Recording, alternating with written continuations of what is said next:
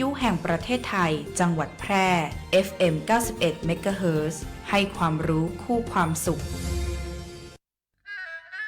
กราบก้มบังคมบาทปิยราชธิดาพระเสด็จสู่ฟ้าปวงประชาร่ำให้ครวญนานาพระกรณียกิจในดวงจิตทวินหวนทุกเร้าเศร้าในสวงพระคือดวงใจไทย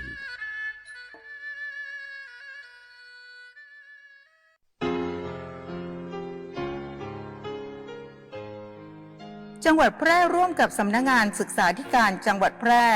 ขอเชิญทุกท่านร่วมเสนอชื่อครูผู้สร้างการเปลี่ยนแปลงในชีวิตศิษย์และเป็นครูผู้มีคุณูปการต่อการศึกษา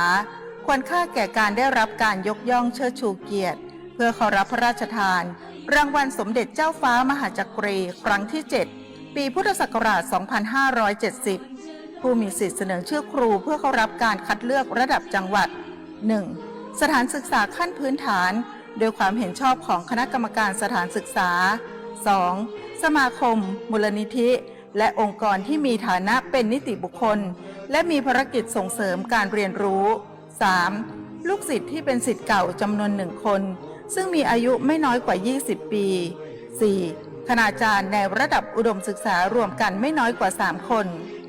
เสนอชื่อและส่งเอกสารได้ตั้งแต่บัดนี้เป็นต้นไปจนถึงวันที่ 30 มิถุนายน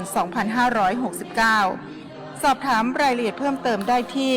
www.pmca.or.th หรือศูนย์ประสานงานรางวัลสมเด็จเจ้าฟ้ามหาจักรีสำนักงานศึกษาธิการจังหวัดแพร่ครุสภาจังหวัดแพร่เลขที่ 168 หมู่ 2 ตำบลป่าแมดอำเภอเมืองแพร่จังหวัดแพร่หมายเลขโทรศัพท์ 054-520-807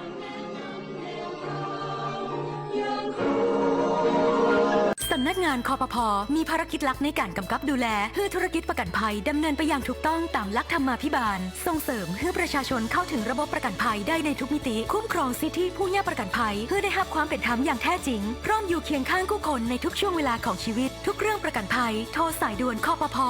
1186เว็บไซต์ oic.or.th Line Official @oicconnect และสำนักงานคปภ.จังหวัดทั่วประเทศคปภ.คุ้มครองผู้ทำประกันภัยคุ้มครองคุณปัจจุบันการเคลื่อนย้ายแรงงานระหว่างประเทศของไทยเริ่มเปลี่ยนแปลงโดยเฉพาะอย่างยิ่งการเคลื่อนย้ายแรงงานจากประเทศเพื่อนบ้านได้แก่เมียนมาลาวและเวียดนามโครงสร้างของประชากรที่เปลี่ยนแปลงไปสู่สังคมสูงอายุจึงมีความจำเป็นที่ต้องนำแรงงานต่างด้าวมาทดแทนกำลังแรงงานไทยที่ยังไม่เพียงพอในหลายกิจการสำนักงานจัดหางานจังหวัดแพร่เป็นหน่วยงานหลักที่ให้บริการจัดหางานแก่ประชาชนทุกกลุ่มเป้าหมายรวมถึงการควบคุมการทำงานของคนต่างด้าวซึ่งปัจจุบันได้นำระบบ e-work permit เข้ามาอำนวยความสะดวกในการให้บริการแก่นายจ้างสถานประกอบการและแรงงานต่างด้าวในกระบวนการการรับคำขอการแจ้งการทำงานของคนต่างด้าวและการผลิตใบอนุญาตการทำงานทั้งนี้สามารถรับชมวิดีทัศน์การให้บริการผ่านระบบ e-work permit ได้ที่เพจ Facebook สำนักงานจัดหางานจังหวัดแพร่หรือสอบถามรายละเอียดเพิ่มเติมผ่านแอปพลิเคชัน Line Official S435DEAQA หมายเลขโทรศัพท์ 054-511-721 หรือ 054-511-807 และสายด่วนกรมการจัดหางาน 1506 กด 2 สำนักงานจัดหางานจังหวัดแพร่มุ่งให้นายจ้างและแรงงานต่างด้าวได้รับการคุ้มครองตามกฎหมายอย่างเป็นธรรม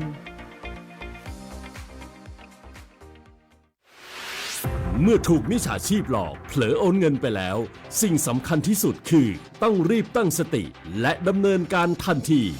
ขั้นแรกรีบโทรหาธนาคารของคุณเพื่อแจ้งระงับบัญชีที่เกี่ยวข้องทันทีขั้นที่ 2 รวบรวมหลักฐานทั้งหมดและไปแจ้งความกับตำรวจโทร 1441 หากมีข้อสงสัยติดต่อธนาคารแห่งประเทศไทยโทร 1213 มีสติไม่เสียสตางค์ย้ำอีกครั้งธนาคารแห่งประเทศไทยโทร 1213 คุณกำลังฟัง FM 91 เมกะเฮิรตซ์ สถานีวิทยุกระจายเสียงแห่งประเทศไทยจังหวัดแพร่ให้ความรู้คู่ความสุข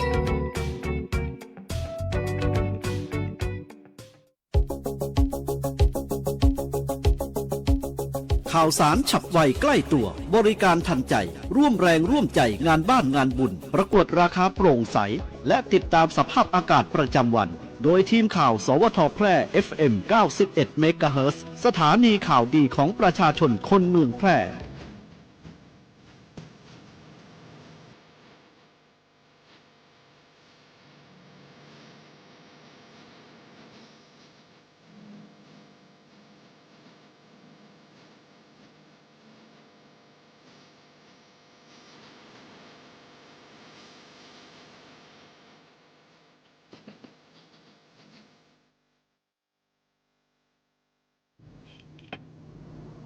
สวัสดีครับสถานีวิทยุกระจายเสียงแห่งประเทศไทยจังหวัดแพร่เสนอข่าวท้องถิ่นประจำวันศุกร์ที่ 19 มิถุนายน พุทธศักราช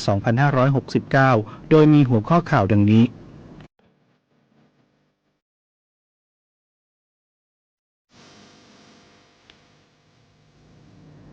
จังหวัดแพร่นำทีมแพทย์พอสวและจังหวัดเคลื่อนที่ดูแลสุขภาพบำบัดทุกประชาชนในพื้นที่อำเภอร้องกวางผู้ว่าราชการจังหวัดแพร่ลงพื้นที่เยี่ยมให้กำลังใจผู้ป่วยสะท้อนความห่วงใยไม่ทอดทิ้งประชาชนจังหวัดแพร่ร่วมประชุมตรวจเยี่ยมการปฏิบัติงานทางวิทยาการสายงานศัสดีพร้อมสร้างเครือข่ายเผยแพร่ความรู้พม.จับมือ CPO เปิดงานรองรับวัยเก๋าหนุนผู้สูงอายุมีรายได้มีคุณค่าพึ่งพาตนเองได้ทันตแพทย์ไทยประกาศจุดยืนนิโคตินถุงไม่ใช่ทางเลือกปลอดภัย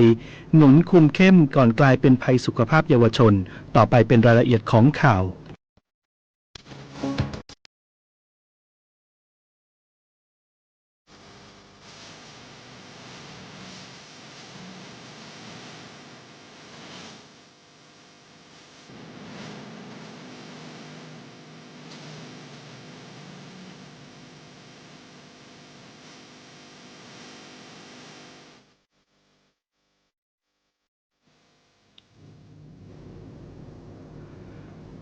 จังหวัดแพร่นำทีมแพทย์พอสวและจังหวัดเคลื่อนที่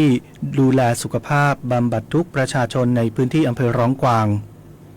วันนี้นายสมชัยเลิศประสิทธิพันธ์ผู้ว่าราชการจังหวัดแพร่เป็นประธานเปิดกิจกรรมบูรณาการการให้บริการประชาชนในพื้นที่อำเภอร้องกวางณหอประชุมเทศบาลตำบลร้องกวางอำเภอร้องกวางจังหวัดแพร่โดยมีหัวหน้าส่วนราชการหน่วยงานภาครัฐภาคเอกชนองค์กรชุมชนและประชาชนในพื้นที่เข้าร่วมกิจกรรม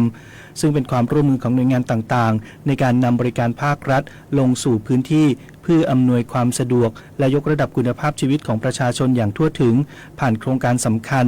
ได้แก่โครงการหน่วยแพทย์อาสาสมเด็จพระศรีนครินทราบรมราชชนนีหรือพอสวจังหวัดแพร่และโครงการจังหวัดเคลื่อนที่หน่วยบำบัดทุกข์บำรุงสุขสร้างรอยยิ้มให้ประชาชนสำหรับโครงการหน่วยแพทย์อาสาพอสวจังหวัดแพร่ได้จัดทีมแพทย์พยาบาลและบุคลากรทางการแพทย์ออกให้บริการตรวจรักษาโรคทั่วไป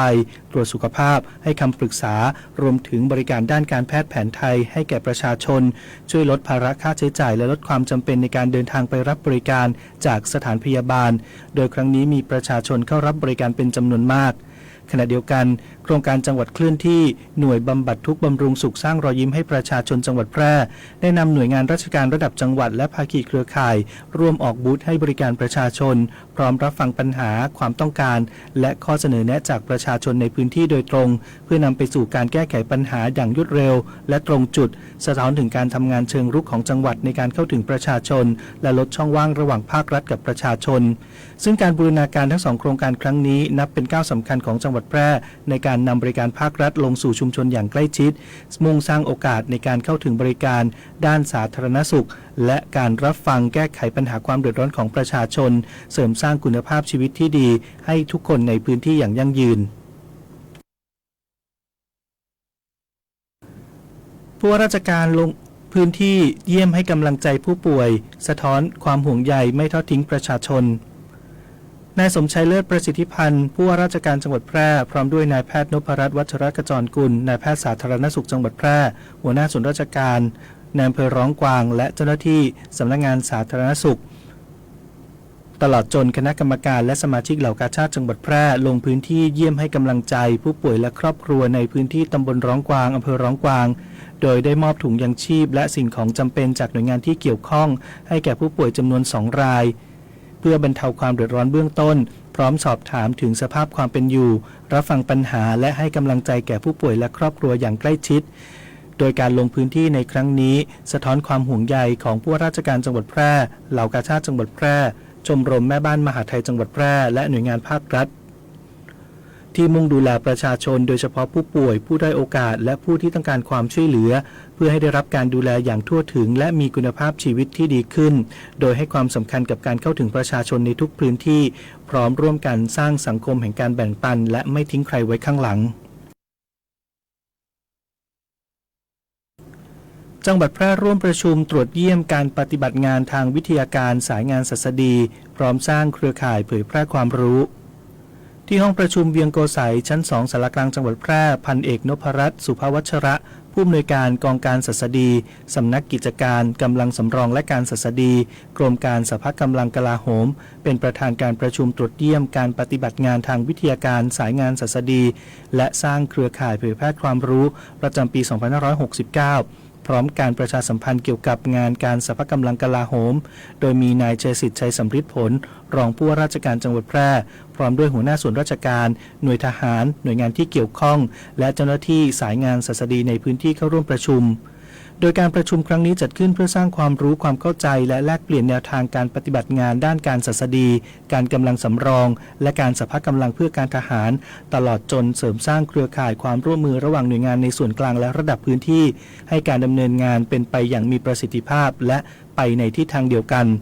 นอกจากนี้ยังมีการประชาสัมพันธ์ภารกิจด้านการสภากำลังกลาโหมการเตรียมกำลังพลสำรองการดำเนินงานด้านการศัสดีรวมถึงการแลกเปลี่ยนข้อคิดเห็นปัญหาอุปสรรคและข้อเสนอแนะจากหน่วยงานในพื้นที่เพื่อนำไปใช้ในการพัฒนาการปฏิบัติงานและยกระดับการให้บริการประชาชนให้มีประสิทธิภาพมากยิ่งขึ้น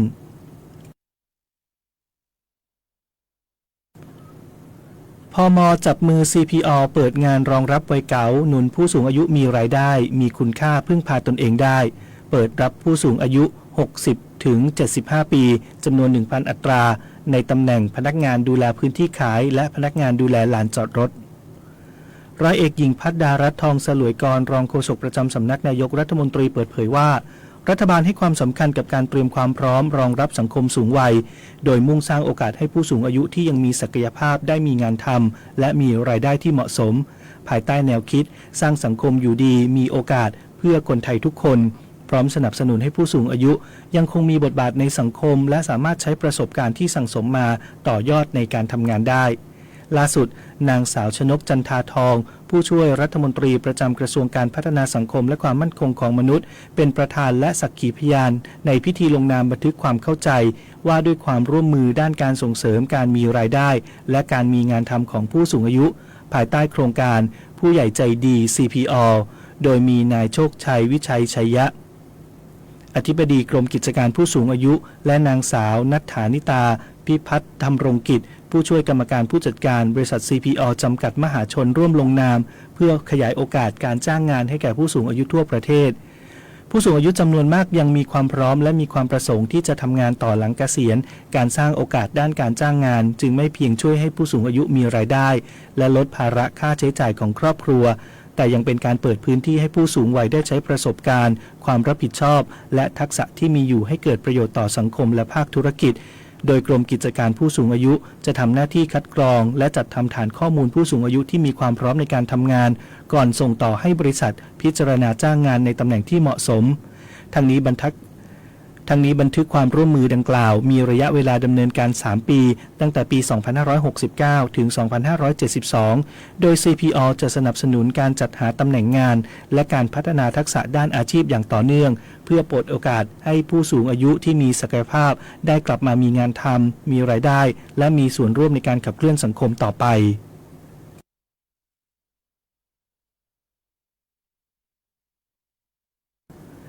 ทันตแพทย์ไทยประกาศจุดยืนนิโคตินถุงไม่ใช่ทางเลือกปลอดภัยหนุนคุมเข้มก่อนกลายเป็นภัยสุขภาพเยาวชน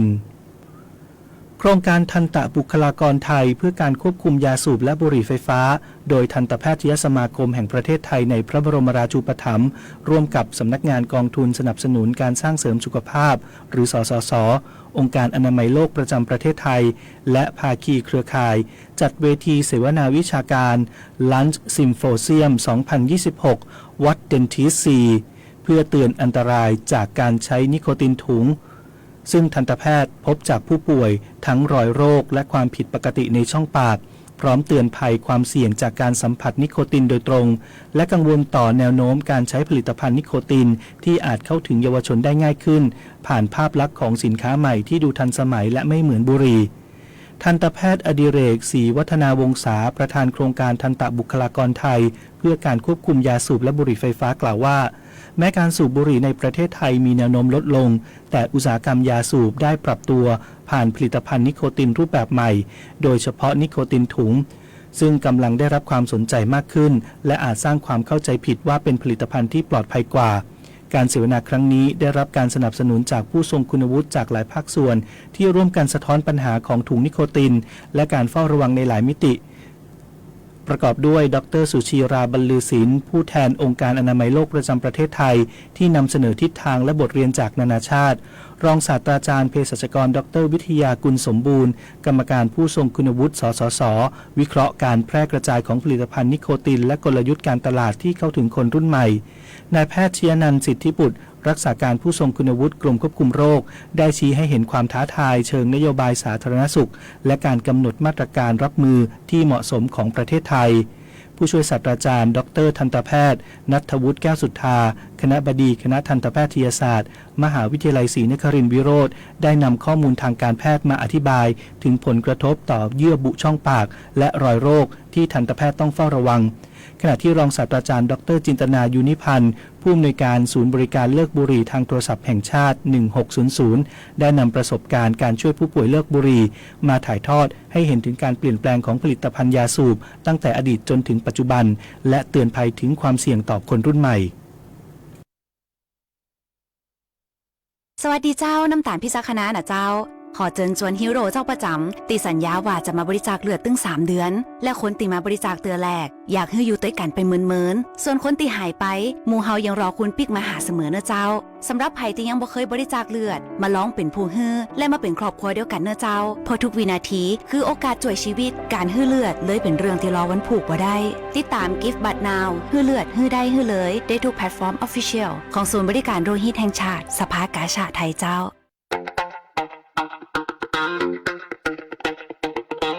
จากอาหารไทยมวยไทยดนตรีไทยไปจนถึงเทศกาลไทยและงานศิลปะไทยวันนี้ซอฟต์พาวเวอร์ทั้ง14สาขากำลังส่งพลังครั้งใหญ่ไม่ใช่แค่ผลักดันวัฒนธรรมสู่ระดับโลกแต่คือฟันเฟืองสำคัญที่ขับเคลื่อนเศรษฐกิจไทยให้ก้าวไปข้างหน้าสร้างโอกาสสร้างอาชีพกระจายรายได้สู่ชุมชนและพี่น้องประชาชนโดยตรงเปลี่ยนต้นทุนทางปัญญาให้กลายเป็นสินค้าวัฒนธรรมนำผลกำไรสู่ประเทศซอฟต์พาวเวอร์ไทยเศรษฐกิจกินได้เพื่อชีวิตที่ดีขึ้นของคนไทยทุกคนสำนักงานประชาสัมพันธ์ที่ 3 กรมประชาสัมพันธ์กฎหมายง่ายจังแค่ฟังก็เข้าใจโดยสำนักงานกิจการยุติธรรมตอนน้องหมาอึบนถนนไปดังไปไปฉี่ซะให้เรียบร้อยโวยวายนักนะนี่ตาวัดจะปล่อยให้หมาวิ่งออกไปฉี่ไปเรียราดบนถนนเหมือนเดิมไม่ได้แล้วนะเทศบาลเขาประกาศเรื่องความสะอาดมาใหม่แล้วอ้าวทำไมล่ะผมก็ปล่อยไอ้ด่างวิ่งไปแบบนี้ทุกวันการปล่อยให้สุนัขหรือสัตว์เลี้ยงทุกประเภทที่อยู่ในความดูแลออกไปปัสสาวะหรืออุจจาระบนที่สาธารณะหากเจ้าของไม่ตามเก็บทิ้งหรือไม่ยอมรับผิดชอบดูแลทำความสะอาดพื้นที่ส่วนนั้นให้เรียบร้อยจะต้องโดนปรับเงินไม่เกิน500 บาทค่ะนอกจากจะทำผิดกฎหมายแล้วยังทำให้พื้นที่สาธารณะที่ใช้ร่วมกับผู้อื่นเกิดความสกปรกและเป็นแหล่งสะสมของเชื้อโรคต่างๆตามมาด้วยค่ะเพราะฉะนั้นเราต้องช่วยกันคนละไม้คนละมือทำให้บ้านเมืองของเราสะอาดน่ามองกันดีกว่านะคะนี่ตาวัดแกลองฝึกหมาของแกเนี่ยไปฉี่บนหนังสือพิมพ์สิเก็บง่ายดีนะ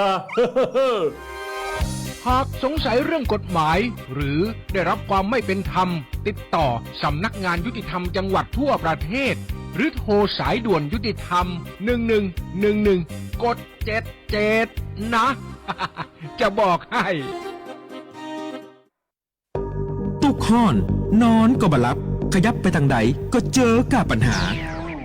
บ่ว่าจะเป็นเรื่องน้อยหรือเรื่องใหญ่ถ้าเป็นปัญหาตามกฎหมายอัยการช่วยได้ห ากท่านมีปัญหาต้องการคำแนะนำและช่วยเหลือตามกฎหมายปรึกษาได้ที่สำนักงานอัยการทั่วประเทศหรือสายด่วนปรึกษากฎหมาย1157สำนักงานอัยการสูงสุดที่เปิ่งด้านกฎหมายของรัฐและประชาชนผมคิดว่าลองเสพแล้วมันจะไม่เป็นอะไรหรือเปล่าไม่เห็นผมเสียทั้งความไว้ใจและเสียอนาคต ชีวิตอาจพลาดแต่ไม่ควรถูกทิ้งผู้ติดยาเสพติดสามารถเข้ารับการบำบัดรักษาและฟื้นฟู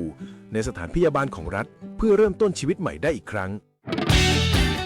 พลาดได้รักษาได้ชีวิตไปต่อด้วยความปรารถนาดีจากสำนักงานประชาสัมพันธ์ที่ 3 กรมประชาสัมพันธ์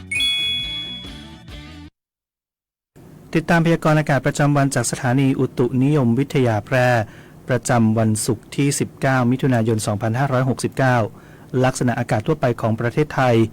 ภาคตะวันออกและภาคใต้ตอนล่างมีฝนตกหนักบางแห่งเนื่องจากมรสุมตะวันตกเฉียงใต้กำลังปานกลางยังคงพัดปกคลุมทะเลอันดามันประเทศไทยและอ่าวไทยประกอบกับมีหย่อมความกดอากาศต่ำปกคลุมบริเวณประเทศเวียดนามตอนบน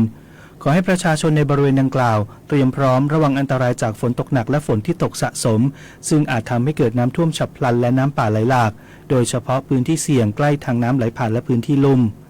สำหรับคลื่นลมบริเวณทะเลอันดามันตอนบนมีกำลังปานกลางโดยมีคลื่นสูง 1-2 เมตรส่วนทะเลอันดามันตอนล่างและอ่าวไทยมีคลื่นสูงประมาณ1 เมตรบริเวณที่มีฝนฟ้าคะนองคลื่นสูงมากกว่า2 เมตรขอให้ชาวเรือบริเวณทะเลอันดามันและอ่าวไทยเดินเรือด้วยความระมัดระวังและหลีกเลี่ยงการเดินเรือในบริเวณที่มีฝนฟ้าคะนองไว้ด้วยพยากรณ์อากาศบริเวณภาคเหนือ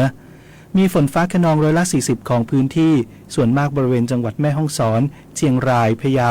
น่านตากและพิษณุโลกอุณหภูมิต่ำสุด 22-26 องศาเซลเซียสอุณหภูมิสูงสุด